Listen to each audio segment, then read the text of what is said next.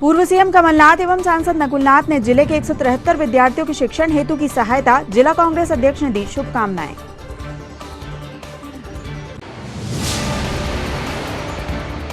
भाजपा के त्रिदिवसीय आवासीय प्रशिक्षण वर्ग का हुआ समापन। प्रशिक्षण वर्ग में व्यवस्था संभालने वालों का हुआ सम्मान।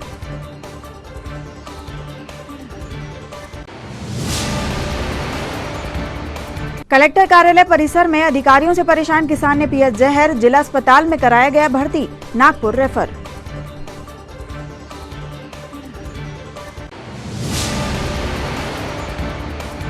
और अधिकारियों और विभाग की लापरवाही से 24 लाख रुपए के प्रोजेक्ट का हुआ बंदरबाट। 1 साल में मरे 450 कड़कनाथ।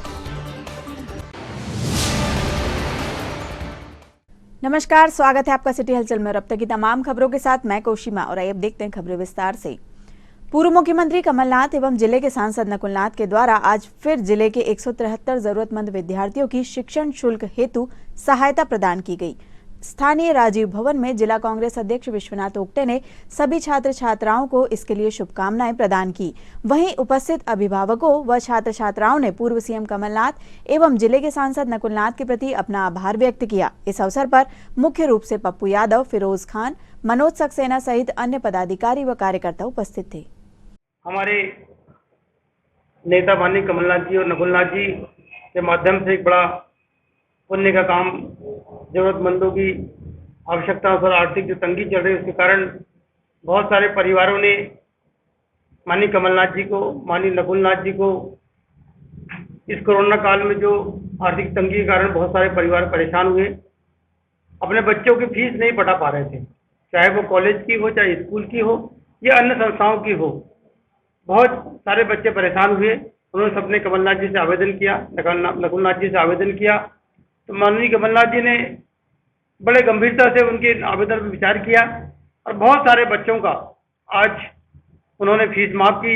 अभी उन्होंने बहुत सारे बच्चों को फीस माफ की चेक दिए और भविष्य में भी एक निरंतर चलने वाली इसकी कमलनाथ जी ने प्रत्येक माह 2 बार 3 बार सैकड़ों लोगों के फीस हर महीने माफ करते जा रहे हैं और मुझे पूरा विश्वास है कि निरंतर कमलनाथ जी का जो क्रम चलने वाला है, यह बच्चों की फीस माफी का चलता रहेगा, चाहे कोचिंग के हो, चाहे कॉलेज के हो, चाहे स्कूल के हो। अलग अलग स्तर के बच्चों के लिए अपनी, यह कोई शासकीय निधि नहीं है, यह जो सुविधा दे रहे हैं यह व्यक्तिगत निधि से दे रहे हैं, अपने खुद की पर्सनल निधि से व्यवस्था माननीय कमलनाथ जी बना रहे हैं। मैं कमलनाथ जी के प्रति आभार व्यक्त करता हूँ और सब गार्जियनों से, सब जिले के हमारे सभी बच्चों के पालकगणों से कहना चाहता हूँ कि आप अपने बच्चों की पढ़ाई पूरी करें। माननीय हमारे सांसद नकुलनाथ जी बच्चों की पढ़ाई के प्रति, शिक्षा के प्रति बहुत संवेदनशील है, बहुत सजग हैं और भविष्य में भी ऐसी कोई किसी परिवार में दिक्कत आएगी तो माननीय कमलनाथ जी उनकी सेवा करते रहेंगे। आपको सबको बहुत बहुत धन्यवाद। मैं कमलनाथ जी का और नकुलनाथ जी का तहे दिल से धन्यवाद करता हूं, क्योंकि जो एक बहुत कठिन समय में जो उन्होंने हमारे लिए एक बच्चों के लिए सहायता राशि उपलब्ध कराई है, जिसके कारण कि हम लोग लॉकडाउन के कारण बेरोजगार हो गए थे, हर एक परेशानियों से जूझ रहे थे, स्कूल की फीस नहीं दे पा रहे थे, स्कूल में ऐसी बहुत सी तकलीफ आ रही थी कि बच्चे स्कूल जाने में डर रहे थे और हम लोग भी उस फीस को पूरा नहीं कर पा रहे थे। और भाई नकुलनाथ ने और कमलनाथ जी ने जो हमें एक सहारा दिया है, जो फीस का जो हमें सहारा दिया है, उसके लिए मैं तहे दिल से उनका धन्यवाद करता हूं और ये उम्मीद करता हूं कि ये ऐसी योजना ये हर एक भारत सरकार में लागू हो ताकि ये बच्चों का भविष्य बर्बाद ना हो और वो अपने पढ़ाई में अपना जीवन व्यतीत करने पाए और आगे अपना जीवन भविष्य अच्छा बनाने पाए। धन्यवाद। स्वाति राव है। मैंने अपनी फीस के लिए कमलनाथ जी और नकुलनाथ जी के पास आवेदन किया था। मैं उनका तहे दिल से शुक्रिया करती हूँ कि उन्होंने इतनी हेल्प की हमारी इस फीस के लिए और आगे भी आशा करती हूँ कि वो ऐसे ही हमारी मदद करते रहेंगे। धन्यवाद। आज भारतीय जनता पार्टी के त्रिदिवसीय आवासीय प्रशिक्षण वर्ग का समापन हुआ। 3 दिवसीय प्रशिक्षण वर्ग में विभिन्न जिलों से आए भाजपा के वरिष्ठ नेताओं के साथ स्थानीय पदाधिकारियों ने भी कार्यकर्ताओं को विभिन्न विषयों पर जानकारी प्रदान की। प्रशिक्षण वर्ग के अंतिम दिवस पर 3 दिनों तक तमाम व्यवस्थाओं को संभालने वाले कार्यकर्ताओं का सम्मान किया गया। जिला प्रशिक्षण वर्ग में भाजपा के पूर्व प्रदेश उपाध्यक्ष विनोद गोंटिया, भाजपा के जिला प्रभारी संतोष पारिक, भाजपा जिलाध्यक्ष विवेक बंटी साहू, पूर्व जिलाध्यक्ष कन्हैयाराम रघुवंशी, पंडित रमेश दुबे, रमेश पोफली, नरेंद्र परमार, ठाकुर दौलत सिंह, नाना मोहोड़, ताराचंद बावरिया, नत्थन शाह, उत्तम ठाकुर, आशीष ठाकुर, अजय चौरे, संतोष जैन, महिला मोर्चा की प्रदेश मंत्री वैशाली महाले, महामंत्री कांता ठाकुर, परमजीत सिंह विज, संदीप सिंह चौहान, मंडल अध्यक्ष रोहित पोफली, अंकुर शुक्ला, वरिष्ठ भाजपा नेता, जिला पदाधिकारी, जिला कार्य समिति सदस्य, मंडल अध्यक्ष, महामंत्री, समस्त मोर्चा के जिला अध्यक्ष सहित अपेक्षित कार्यकर्ता उपस्थित थे। अरे कुम्हार, तुमने ये क्या किया? तुम चिलम बनाते बनाते तुमने सुरहाई बना दी। कुम्हार ने चिलम को जवाब दिया, अरे जब मैं चिलम बना रहा था, जब मैं तुम्हारी संग्रह चिलम करती है, और चिलम इस बात को कुम्हार से कहती कि तुम्हारा तो समय नियंत्रण में जिन्होंने बार-बार सीटी बजाने में सहयोग किया है, श्री जोगेंद्र अल्लक जी, अरुण जी, प्रशांत भावरकर जी, ये सारे व्यवस्था में लगे लोग थे, जिन सबका बहुत बहुत धन्यवाद। ऐसे श्री अरविंद राजपूत जी, श्री पप्पू ठाकुर जी, श्री संतोष जैन सरल जी, श्री सुनील परदेती जी, श्री जीत सिंह ठाकुर जी, स्वच्छता कार्यक्रम में सहयोग करने वाले श्री मनीष सोनी जी, राजकुमार रोनेकर जी, नरेंद्र चौकसे जी, राजेश राउत जी, आप भी आ जाएं। सभागार व्यवस्था के लिए श्री शरद बेंडे जी, श्री श्यामराव कपाले जी, श्री सत्येंद्र सेनेकर जी, श्री श्रवण शर्मा जी। जिला भारतीय जनता पार्टी छिंदवाड़ा का 3 दिवसीय प्रशिक्षण वर्ग का समापन हुआ है और 3 दिनों में जिले के समस्त कार्यकर्ताओं को 15 विषयों पर जानकारी दी गई। हमारे राष्ट्र में, आज हमारे देश में मोदी जी के नेतृत्व में क्या चल रहा है, हमारी विचारधारा को लेकर के, हमारी आज भारत की विश्व में क्या भूमिका है, और इसके बाद हमारे कार्यकर्ताओं में आज क्या स्थितियां हैं, केंद्र में जो अंत्योदय योजना को लेकर काम चल रहा है उस विषय को लेकर के, हमारी मध्य प्रदेश की सरकार जो योजना जो लाभ दे रही है उसको लेकर के, ऐसे लगभग 15 विषयों में 3 दिवसीय आवासीय प्रशिक्षण वर्ग का समापन हुआ है। जिले के समस्त कार्यकर्ताओं को इससे लाभ मिलेगा और यह सतत प्रक्रिया है प्रशिक्षण देने की, प्रशिक्षण लोगों को, कार्यकर्ताओं को प्रशिक्षित करने की, तो इससे मुझे लगता है कि इससे बहुत लाभ मिलने वाला है। कलेक्टर एवं जिला निर्वाचन अधिकारी सौरभ कुमार सुमन ने आज त्रिस्तरीय पंचायत आम निर्वाचन की तैयारियों के क्रम में जिले के अधिकारियों व कर्मचारियों की बैठक लेकर उन्हें आवश्यक दिशा निर्देश प्रदान किए। खासतौर पर कलेक्टर ने अधिकारियों को निर्देशित किया कि ऐसे लोगों को चिन्हांकित कर उन पर प्रतिबंधात्मक कार्यवाही करना सुनिश्चित करें जो निर्वाचन को प्रभावित कर सकते हैं। संख्या हो जाएगी, कौन कौन से ऐसे व्यक्ति हैं जो उनको डराने धमकाने का काम कर सकते हैं आएंगे, और ऐसे लोगों के विरुद्ध 100% आपको प्रतिबंधात्मक कार्रवाई अलग अलग श्रेणी में, अगर वो हिस्ट्री शीटर वगैरह है तो 110 या अन्य कार्रवाइयाँ हो सकती हैं, और का उसमें प्रयास करेंगे। लेकिन कोई भी ऐसा व्यक्ति जिसके कारण वल्नरेबिलिटी उत्पन्न हो रही हो, होने की आशंका हो, वो बिना प्रतिबंधात्मक कार्रवाई के नहीं रहेगा। उसका कंप्लायंस यही है कि एक तो पहले आप चिन्हांकन करोगे और बाद के समय में उन पे प्रतिबंधात्मक कार्रवाई आप कराना सुनिश्चित करोगे। एक बार ये चिन्हांकन जब आप कर लेते हैं, उसके बाद सेक्टर ऑफिसर जब भी जाएंगे भ्रमण पे, उन क्षेत्रों का विशेष दौरा करेंगे, वहाँ पे विश्वास बहाली का प्रयास करेंगे। मैजिस्ट्रेट और पुलिस की टीम्स भी अलग अलग समय पे वहाँ लगातार दौरे करेगी, वहाँ के लोगों से सतत संपर्क में रहेगी। छिंदवाड़ा के चंदनगांव स्थित झाबुआ के कड़कनाथ से जिले वासियों के व्यवसाय और मुनाफा कमाने के लिए सन 2014 में इंटीग्रेटेड एक्शन प्लान के अंतर्गत पोल्ट्री एवं हैचरी फार्म का प्रोजेक्ट लंबी जद्दोजहद के साथ मिला था। लेकिन इस पोल्ट्री फार्म में 2020 में कोरोना काल के अंतर्गत संतुलित आहार नहीं मिलने से 450 से अधिक कड़कनाथ डायरिया से मर गए। वहीं लाखों रुपए की मशीनरी कबाड़ हो गई तथा फार्म बंद हो गया है। या यूं कहें कि अधिकारियों और विभाग की लापरवाही के चलते 24 लाख रुपए के प्रोजेक्ट का बंदरबाट हो गया है। पोल्ट्री फार्म में कड़कनाथ की जगह अब वनराज पाले जा रहे हैं।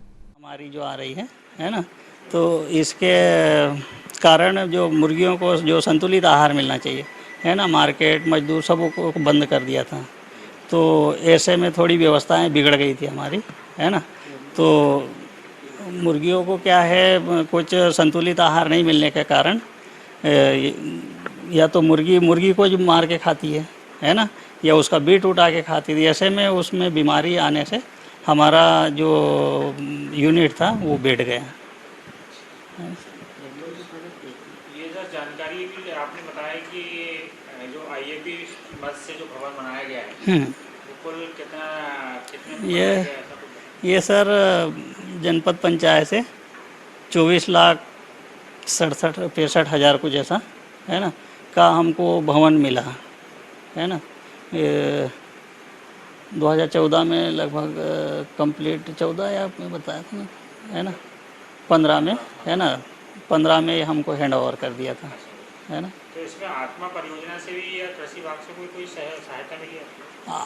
आत्मा का सहयोग ये था कि उसमें जो महिलाओं के समूह थे है ना तो कड़कनाथ का जो प्रोडक्शन हुआ था वो कृषि विज्ञान केंद्र में हुआ था तो उन्होंने उनके माध्यम से आत्मा के माध्यम से समूह की महिलाओं को कड़कनाथ के चिक्स प्रोवाइड कराए थे है ना। उन्होंने जैसा भी लोन दिया और ऐसा तो ज़िले में इसका विस्तार हुआ है। महिला समूह ने इसको मतलब पाला और अच्छा आमदनी भी लिया उन्होंने। सर कड़कनाथ से आप लोगों ने कितना पैसा कमाया और उसको कितना खर्च किया? कड़कनाथ से पैसा तो अच्छा आता है लेकिन वो उसको क्या है कम से कम 6 महीने पालेंगे, 6 महीने के बाद अंडे का उत्पादन आता है। हाँ तो 6 महीने उसमें भी आप 15 से 20 रोज वो लगते हैं जैसे अंडे का साइज आएगा फर्टाइल अंडा है ना। तो ऐसे करके हमने वैसे 2014 से अपने ज़िले में इंट्रोड्यूस हो गया कड़कनाथ है ना पर वो तब सीमित था। कोई उसके बाद में जैसे आईएपी से जब हमको नया भवन मिला पोल्ट्री से तो उसमें हमने बढ़ाए थे इसको तादाद बढ़ी थी। ये अब तक का तो 18 लाख से ऊपर का आमदनी उसको हुआ है। हाँ और ये यहाँ पे टेक्नोलॉजी क्या डिमोस्ट्रेशन के पर्पज से होती है ना। अपना डिमोस्ट्रेशन मतलब किसान आते हैं देखते हैं सीखते हैं और अपने वहाँ पे उसको चालू करते हैं। कलेक्टर कार्यालय परिसर में आज उस समय अफरा तफरी का माहौल बन गया जब प्रशासनिक अधिकारियों की कार्यवाही से परेशान एक किसान ने कार्यालय परिसर में ही जहर पी लिया। पूरा मामला कुछ इस तरह है कि पीड़ित किसान नरेश पवार मोहखेड़ तहसील की ग्राम पंचायत भुताई के ग्राम नरसला का निवासी है जिसकी जमीन पर किसी अन्य व्यक्ति का नाम प्रशासनिक अधिकारियों द्वारा चढ़ा दिया गया है। इस नाम को कटवाने के लिए किसान कई बार आवेदन कर चुका है पर उसकी कोई सुनवाई नहीं हो रही जिससे परेशान होकर किसान ने कलेक्टर कार्यालय परिसर में ही जहर का सेवन कर लिया। घटना की जानकारी मिलते ही टीआई सुमेर सिंह जगेत व तहसीलदार अजय भूषण शुक्ला ने तत्काल किसान को जिला अस्पताल में भर्ती कराया जहां पर इलाज के बाद शाम 6 बजे उसे नागपुर रेफर कर दिया गया। मैं नरसला रहता हूँ, जमीन पहड़िया की है, 2-3 जगह मेरे ले लेंगे रफा हुआ है सर। क्या समस्या आपकी?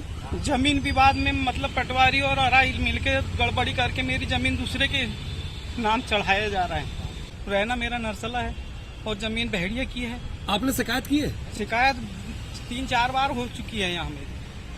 क्या हुआ अभी तक? अभी तक वो जाते हैं और पंचनामा लेके और फिर वो कुछ नहीं, जहाँ की वहीं रुका रहता है काम और कार्रवाई उनकी चालू है। ये आपके हाथ में क्या है? ये है जहर की शीशी।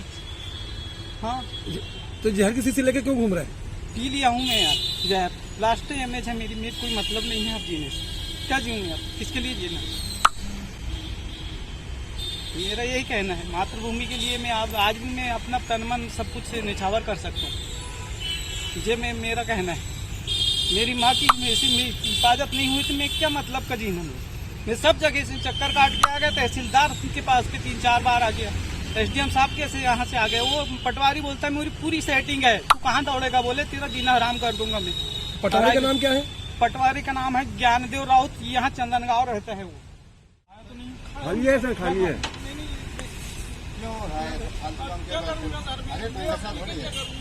क्या प्रॉब्लम? जमीन विवाद है सर। कहाँ का? पहलिया कहा नरसला 2 जगह पटवारी और आईने मिलके। पहलिया ये कनरगांव डेम जहाँ पे अस्पताल करते हैं हम आपको, है ना? पहले आप इलाज करो। दीपक आगे बढ़ो।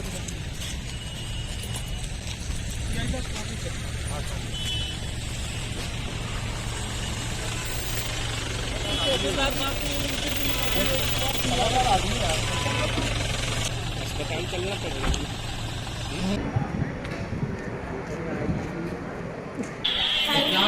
कौन है ऊपर एक वो है क्या सीढ़ी? नहीं सर, आपको जाना पड़ेगा उत्तराखंड को। नाम क्या है? नरेश पवार। एक के नंबर भी है। चलो बाहर नहीं बनेगा, सबसे पहले सफाई होगी। अरे यार दो पीछे कभी देख लिया करो, इतने कैमरे चल रहे हैं।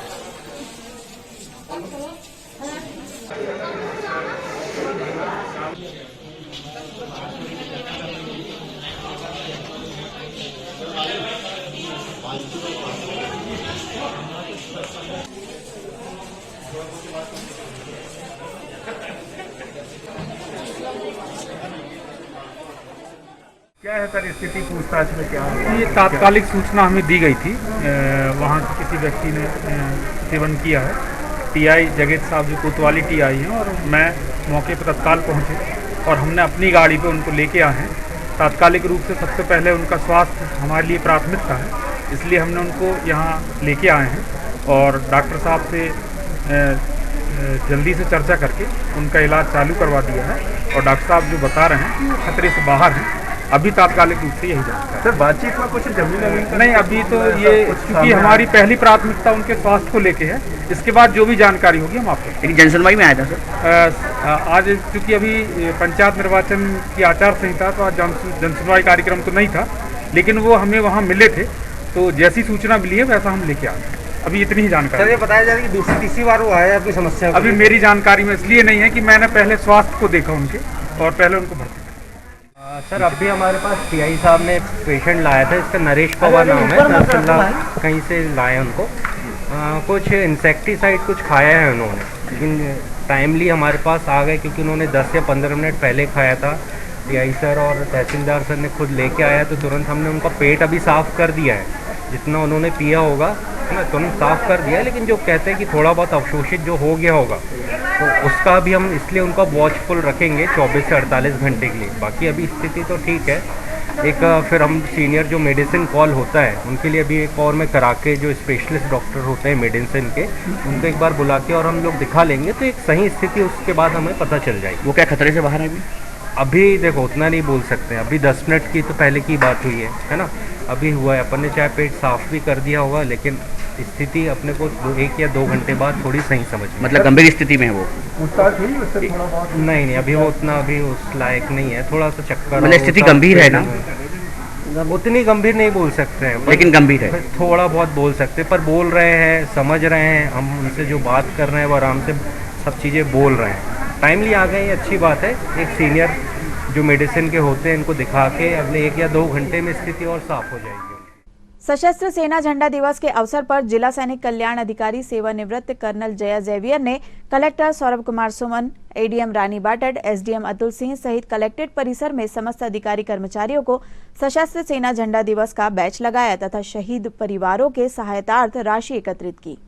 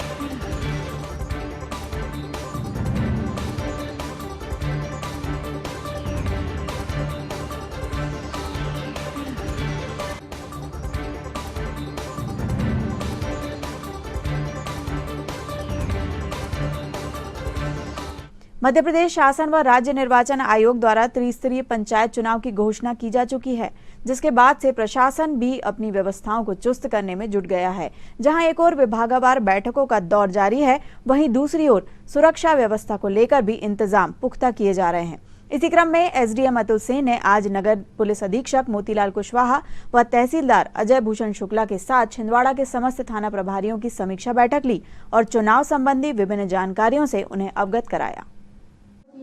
4-5-10 खड़े हुए हैं चुनाव में और पता चला सभी सरेंडर हो गए थे। तो वो जो सील भी लिखे हैं वो पिछली बार रहे थे।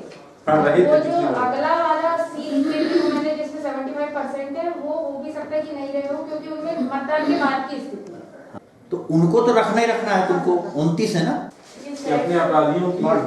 उस दिन अपन ने मीटिंग करी थी, उसके बाद मैंने फोन भी किया था इनसे कि मेरे पास सूची नहीं आ पाई है। वेट बांट दो, कोई बात नहीं, तो अभी मिल गई है।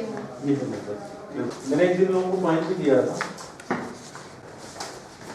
ये करके और फिर अपने ज्वाइंट साइन से ये जाएगा। सर वो फॉर्मेट आया है जाने वाले, ये आज देना है दीपक सर 2 बजे मंगा। हाँ, आज 4 बजे बैठक है, सर 2 बजे देना पड़ेगा कलेक्ट्रेट में। नहीं देंगे अभी, बना रहे हैं, पर कल तक तो दे ही देंगे। एसोसिएशन ऑफ पोल्ट्री फार्म द्वारा आज भारतीय पोल्ट्री उद्योग में जारी ज्वलनशील व निरंतर समस्याओं के संबंध में प्रार्थना एवं समाधान सुझाव हेतु ज्ञापन प्रशासन को सौंपा गया तथा अपनी समस्याओं के समाधान की मांग की गई।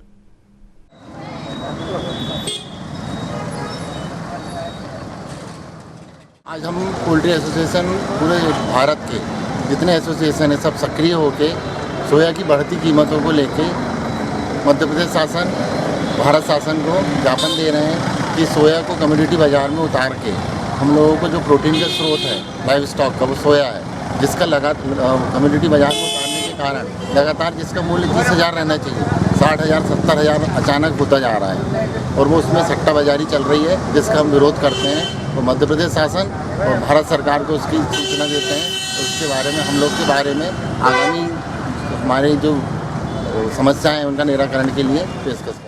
ग्राम खामी हीरा के ग्रामीणों ने आज कलेक्ट्रेट पहुंचकर गुरैया बांध से अपने खेतों में सिंचाई के लिए पानी दिए जाने की मांग को लेकर प्रशासन को ज्ञापन सौंपा। ग्राम खामी हीरा यह वही तीसरा गांव है जो कि गुरैया व महेंद्रवाड़ा ग्राम के उपयोग के लिए बनाए गए जलाशय में अपनी मोटरें डालकर खेतों में सिंचाई करता चला आ रहा है। गुरैया व महेंद्रवाड़ा के ग्रामीणों द्वारा विगत दिनों जल समाधि लेकर प्रशासन को ग्राम खामी हीरा की मोटरें निकलवाने की मांग की गई थी, जिसके बाद अब सिंचाई विभाग ने इन्हें पानी देने से मना कर दिया है। पानी के लिए परेशान खामी हीरा के इन ग्रामीण किसानों ने सिंचाई के लिए अनुमति दिए जाने हेतु प्रशासन से गुहार लगाई है।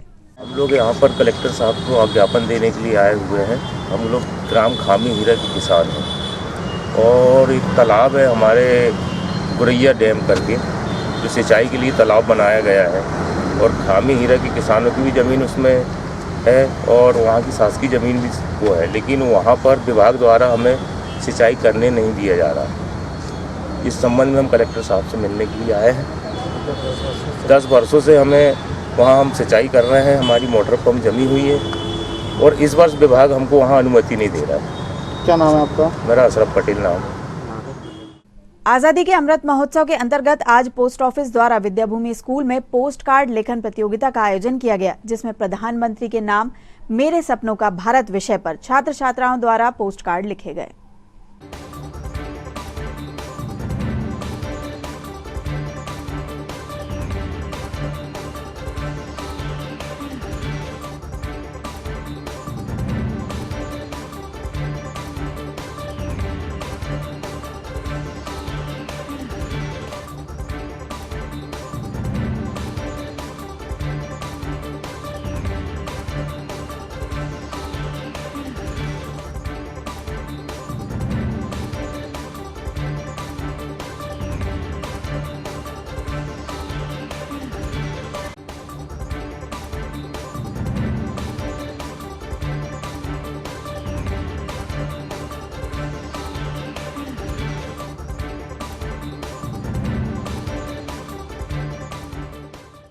जिला अस्पताल की व्यवस्थाओं के क्या कहने। आए दिन यहाँ की कमियां व अव्यवस्थाओं को उजागर करते करते कैमरे भी थकने लगे हैं, पर व्यवस्थाएं हैं कि सुधरने का नाम नहीं लेती।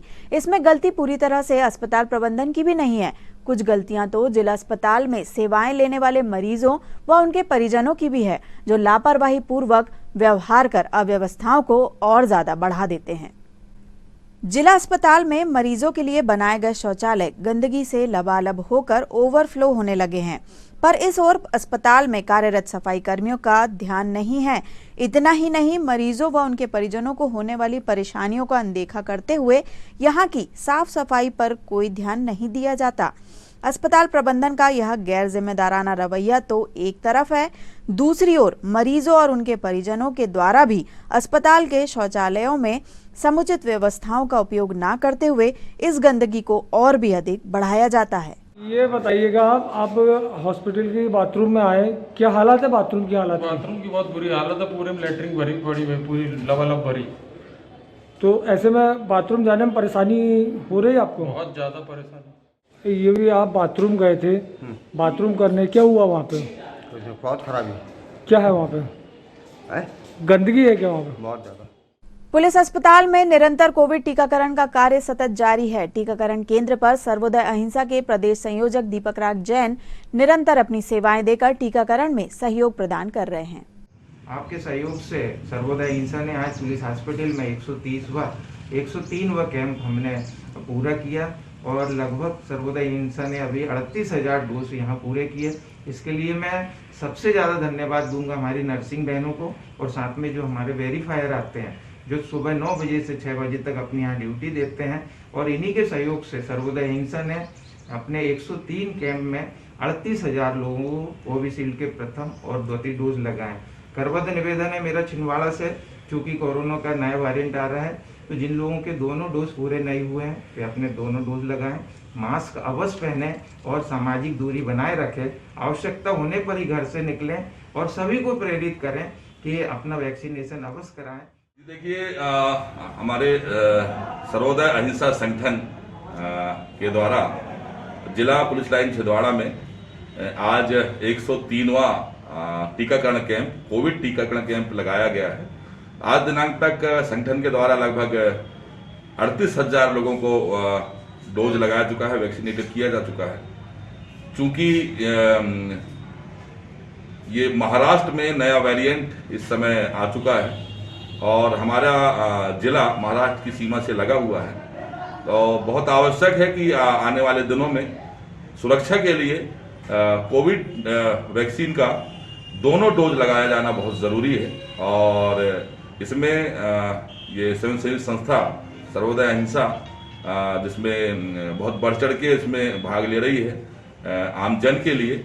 मैं इसके लिए इस वैक्सीनेशन पूरे कार्यक्रम के लिए और 103वां कैंप के लिए मैं प्रदेश संयोजक श्री दीपक राज जी जैन का बड़ा आभार व्यक्त करता हूं। और हम चाहते हैं कि आप कृपया स्वयं की सुरक्षा और परिवार की सुरक्षा को ध्यान में रखें। चूंकि 18 साल से ऊपर वालों को सभी को कम से कम दोनों वैक्सीन लग चुके हैं, लेकिन हमारे जो छोटे बच्चे हैं जो 18 वर्ष से कम उम्र के हैं और उनको वैक्सीनेशन नहीं हुआ है, तो बहुत ज़रूरी है कि उनकी सुरक्षा के लिए हम जो भी इसके सुरक्षा निर्देश हैं, मास्क पहनना, हाथों को बार बार धोना, सैनिटाइजर का उपयोग करना और सोशल डिस्टेंसिंग का पालन करना, इसका हम अवश्य पालन करें। क्योंकि हम वैक्सीनेटेड हैं और हम उससे सुरक्षित हैं, लेकिन हमारे द्वारा ये वायरस हमारे परिवार के बच्चों में जा सकता है और बहुत ज़रूरी है कि उनकी सुरक्षा के लिए हमें आज भी अब भी हमेशा कोविड से सुरक्षा के जो निर्देश हैं, 4-5 हमारे बिंदु हैं जिनका भी हमने जिक्र किया, उनका हम पालन करें और ताकि वायरस हमारे द्वारा हमारे घर पर ना पहुंचे और हमारे बच्चे सुरक्षित रहें। श्री तारण तारण मंडलाचार्य जी महाराज की 573वीं जयंती कार्यक्रम के अंतर्गत आज जैन समाज के युवाओं द्वारा तारण भवन में रक्तदान शिविर का आयोजन किया गया।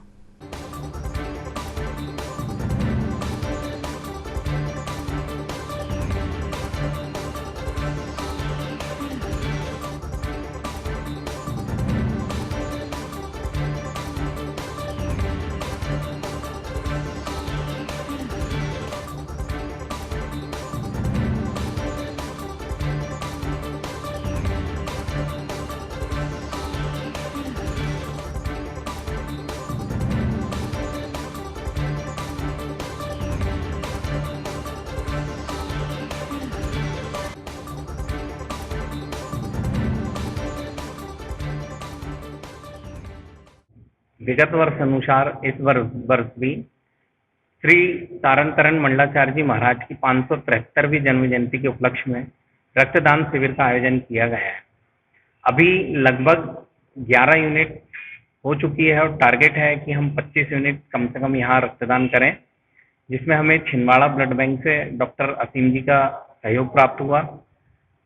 तारण तरण दिगंबर जैन समाज और नवेक मंडल एवं विद्यार्थी मंडल के सदस्यों ने यहाँ पर रक्तदान किया। श्री राम रेसिडेंसी परासिया रोड में चल रहे श्रीमद् भागवत कथा के 9 दिवसीय आयोजन के अंतर्गत आज भगवान शिव और माता पार्वती के विवाह प्रसंग की कथा का वर्णन किया गया। इस अवसर पर नाचते गाते हुए भगवान शिव की बारात भी निकाली गई। के लिए अगस्त मुनि के आश्रम में जाना पड़ा और अकेले नहीं गए, संग सती जग जननी भवानी, साथ में माता सती को लेकर गए, सारे जगत की माँ को लेकर के गए। और कथा का नियम क्या कहता है? जितने लोग कथा सुनने आते हैं वो कथा कहने वाले पंडित को प्रणाम करते हैं, फिर बैठते हैं। भाई प्रणाम क्यों करते हैं? क्योंकि कथा कहने वाला जो पंडित होता है वो व्यास का रूप होता है। व्यास यानी नारायण स्वयं भगवान का रूप होता है, इसलिए उसे प्रणाम किया जाता है। पर जब भगवान शंकर कथा सुनने आए तो थोड़ा सा विपरीत हो गया। कथा सुनाने वाले पंडित है अगस्त मुनि और कथा सुनने आए भगवान शिव जी, यहाँ थोड़ा सा उल्टा हो गया। आसन में बैठे बैठे जैसे ही अगस्त जी ने देखा कि शंकर जी आए हैं तो आसन में बैठे बैठे प्रणाम कर दिया। और जैसे ही प्रणाम किया तो माता सती का ध्यान गया। माता सती ने विचार किया, बोले अरे हम तो यहाँ कथा सुनने आए थे और जब कथा सुनने आए थे तो ये पंडित जी तो हमें प्रणाम कर रहे हैं, इसका मतलब पंडित जी हमसे डर रहे हैं। पंडित जी कथा में बता रहे थे एक राम दशरथ का बेटा और एक राम गटगट में बैठा, एक राम का जगत पसारा और एक राम है सबसे न्यारा। तो भगवान शंकर बोले देवी इसमें समझने की क्या बात है? महाराज कोई बात तो समझ नहीं आई कि एक ही राम हुए कि 15-20 राम हुए महाराज। भगवान शंकर बोले देवी ध्यान से कथा नहीं सुनती है और मुझसे पूछती है। वही राम दशरथ का बेटा, वही राम घट घट में बैठा, वही राम का जगत पसारा, वही राम है सबसे।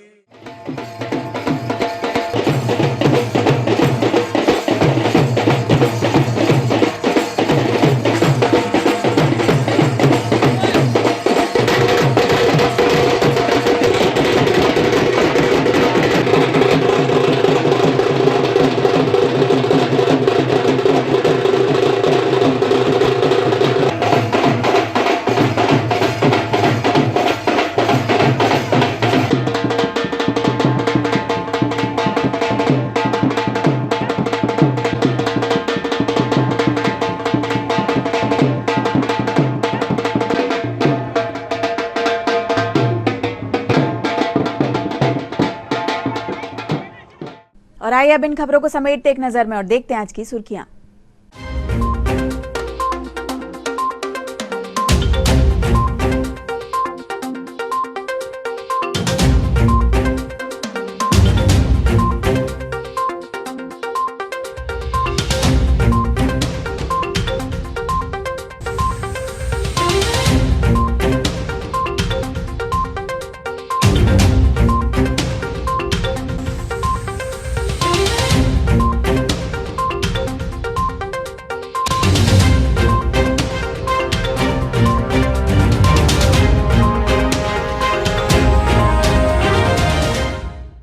चलते चलते एक बार फिर देख लेते हैं आज की हेडलाइंस। पूर्व सीएम कमलनाथ एवं सांसद नकुलनाथ ने जिले के 173 विद्यार्थियों के शिक्षण हेतु की सहायता, जिला कांग्रेस अध्यक्ष ने दी शुभकामनाएं।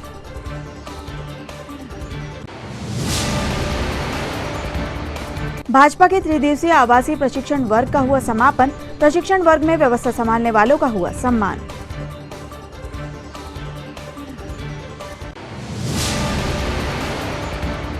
कलेक्टर कार्यालय परिसर में अधिकारियों से परेशान किसान ने पिया जहर, जिला अस्पताल में कराया गया भर्ती, नागपुर रेफर।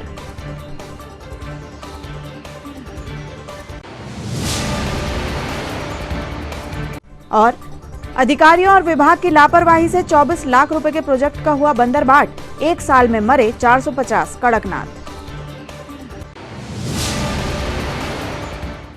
ये तो थी अब तक की तमाम खबरें। कुछ नई खबरों के साथ आपसे फिर होगी मुलाकात। तब तक लिए हमें और हमारी ग्लोबल टीम को दीजिए इजाजत। नमस्कार।